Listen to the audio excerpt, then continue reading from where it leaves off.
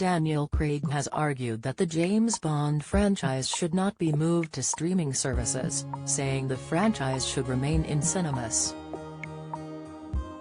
The 007 star, 53, hinted that Amazon's reported proposal to make spin-off Bond films could spell disaster for cinemas, saying franchises should remain on the big screen. Daniel, who played Bond for the last time in No Time to Die, argued that as long as there are event movies that get the whole family out, cinemas have a chance of surviving. He told The Sun, "One of the greatest things that's happened is we got this movie into the cinema, that's where Bond movies should be. They don't look so good on a phone. They look great on an IMAX screen."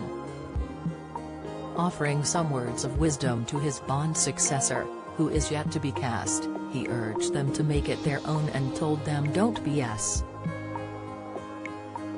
It is not the first time that Daniel has spoken about the importance of cinema, saying he hoped that the release of No Time to Die, which is the 25th film in the franchise, would boost the industry. In September, he said, "Cinema is here to stay as far as I'm concerned, and if we can help in some way, I'll be very happy." His comments came after it was reported that Studio MGM had held discussions with Netflix and Apple about releasing No Time to Die directly onto a streaming platform when its release was postponed. At the time, MGM quashed rumors that it was thinking of offering the film to streaming services for a $600 million one-year licensing deal. When asked if it came close to the film bypassing a theatrical release, producer Barbara Broccoli told PA, "Not for us. Fortunately, we have great partners with MGM and they stuck with us, and the pressure was tremendous on them, obviously. But I think I've learned many things during this 18-month period, and certainly one of them is the sense of community, that we need people, we're social creatures, and we need each other. I think there's no better place to come together than the cinema. And we are hoping this is going to be a joyful return for people to come back with their friends and their families to see the film and to again celebrate, after a very long and difficult period." Meanwhile, it was reported earlier this month that Bond bosses are reportedly clashing with Amazon bigwigs over plans for the action franchise.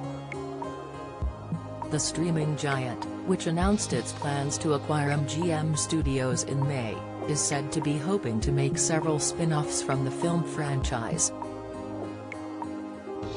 However, Eon Productions, the British company that owns the rights to the James Bond films, is against the idea, according to The Sun.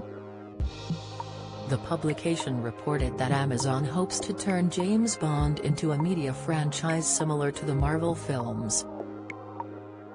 A source said, "It's very early days, but there are ideas being considered, including looking at prequels based on Charlie Higson's book series Young Bond.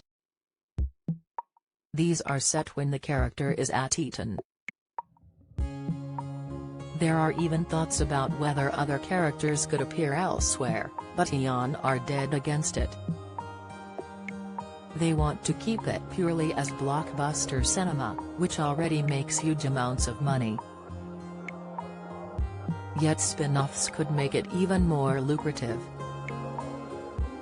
The insider added that talks will pick up pace once Amazon's deal goes through, but Eon bosses are not interested in the changes. According to an Amazon spokesperson, the deal isn't closed and the two companies continue to operate separately. Mail Online contacted Eon Productions for comment.